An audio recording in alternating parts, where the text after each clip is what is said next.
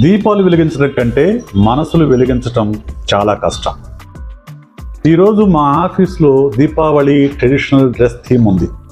Staff అందరూ sir మీరు కూడా ట్రెడిషనల్ డ్రెస్ వేసుకొని రండి అని అడిగారు. సో వాళ్ళకి నో చెప్పనిపించలేదు, అందుకే ఈ డ్రెస్ వేసుకున్నా.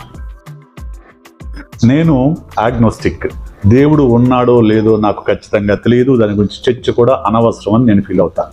కానీ నమ్మే వాళ్ళ నమ్మకాన్ని నేను గౌరవిస్తాను. ఎందుకంటే నమ్మకం అంటే ఎవరిని ఆరాధిస్తాము అనే దానికంటే కూడా ఎంత ఆప్యాయంగా మనసులు కనుస్తాయి అనేది చాలా ముఖ్యం. దీపావళి అంటే నాకు దీపాల పండుగ కాదు, మనుషుల మధ్య కాంతిని శాంతిని పంచుకునే రోజు. దేవుడి మీద నమ్మకం ఉండొచ్చు, లేకపోవచ్చు, కానీ మనసులపై గౌరవం మాత్రం తప్పకుండా ఉండాలి. దీపావళి రోజు దీపం వెలిగించకపోయినా మనసులు వెలిగిస్తే చాలు.